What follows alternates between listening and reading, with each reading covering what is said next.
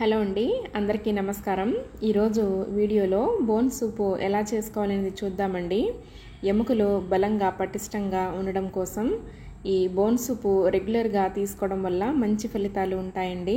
ఇంకా చిన్నపిల్లల ఎముకలు త్వరగా గట్టిపడాలన్నా ది బెస్ట్ ఫుడ్ అని చెప్పవచ్చండి బోన్ సూప్ని. అయితే బోన్ సూపు ఎలా చేసుకోవాలనేది ఇప్పుడు చూద్దాము.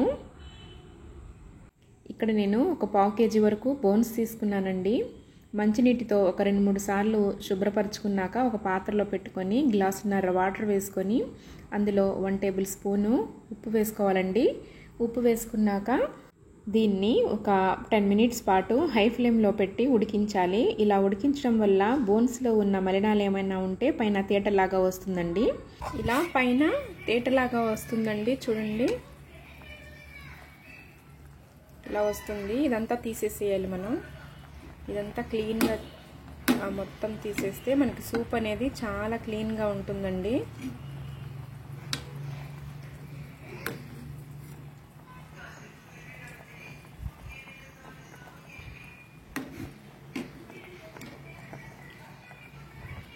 చూడండి ఎలా ఉందో, ఇదంతా తీసుకోవాలన్నమాట. పైన తేలిన తేటంతా తీసేసానండి.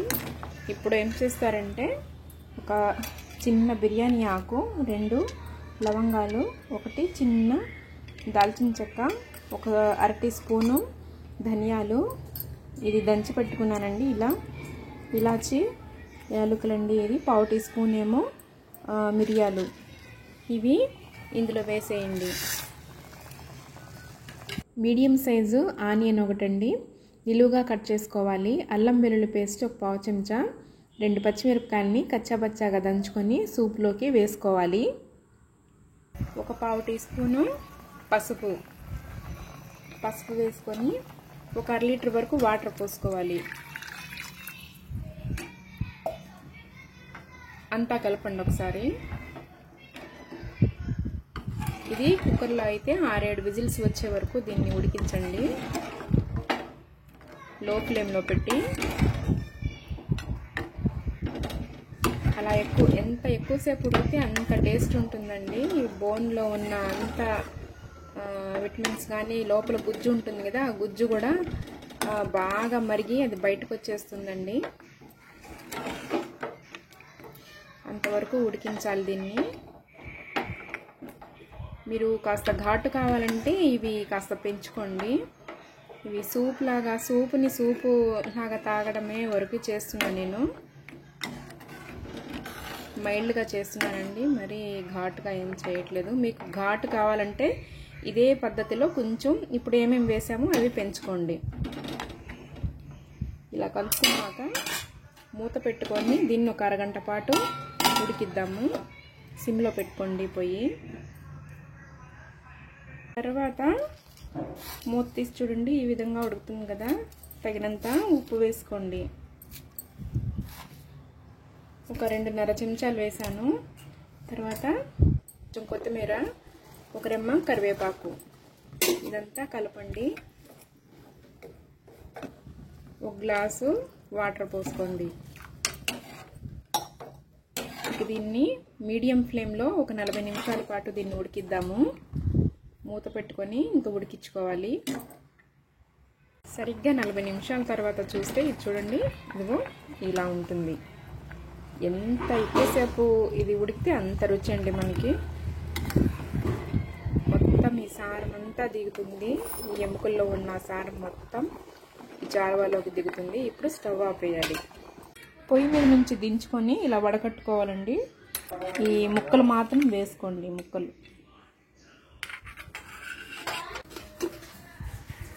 చూడండి, ఇలా సపరేట్ చేసేసాను ముక్కల్ని. ఇదంతా వేస్ట్ అండి, ఇది మనకు అసలు ఏం పనికిరాదు. ఆల్రెడీ ఇందులో సారం అంతా దిగిపోయింది. ఊరికి తిప్పానండి, ఇది తిప్పి అవసరం లేదు, పారేయడమే. ఇంకా ఇప్పుడు ఒక ప్యాన్లో ఒక 3 చెంచాలు ఆయిల్ వేసుకోవాలి. ఇది ఒక 2 పచ్చిమిర్చి అండి, నిలువుగా కట్ చేసుకున్నది. అల్లం వెల్లుల్లి ముక్కలు అదొక 1/2 చెంచా, ఇది ఒక 1/2 చెంచా ముక్కలు ఇలా కట్ చేసుకొని ఇందులో వేసేయాలి. ఇవి ఇలా వేగుతున్నప్పుడు ఉల్లిపాయ కట్ చేసుకొని వేసుకోవాలి. ఒక చిన్న ఉల్లిపాయ, ఇలా ఎర్రగా వేగుతున్నప్పుడు ఒక అర టీ స్పూన్ కారం వేసుకోండి, 1 టీ స్పూను జొన్న పిండి వేసుకోండి. ఇది చారు గట్టిపడడానికండి. మనకి గోధుమ పిండి కానీ శనగపిండి కానీ లేకపోతే జొన్న పిండి కానీ వేసుకోండి. నేను జొన్న పిండి వేసుకున్నాను. ఇదంతా ఫ్రై చేసుకోవాలి. అలాగే ఇప్పుడు ఒక స్పూను నెయ్యి వేసుకోవాలి. నెయ్యితో ఈ ఫ్లేవర్తో చాలా అంటే చాలా రుచిగా ఉంటుందండి రసం. మనకి ఈ చారుగా ఒకసారి కలుపుకోండి. ఇది చేసుకోవడానికి కాస్త ఎక్కువ టైం పడుతుంది, కానీ చాలా అంటే చాలా బలం అండి. ఎముకల బలహీనత ఉన్న వాళ్ళకి ఇది బెస్ట్ రెసిపీ అని చెప్పాలి. రెగ్యులర్గా ఒక 10 డేస్ పాటు తీసుకుంటే మంచి ఫలితం కనిపిస్తుంది. ఇప్పుడు ఇలా ఇది ఫ్రై అయిపోయాక మీ రసం పోసేయాలన్నమాట. ఇది బూంది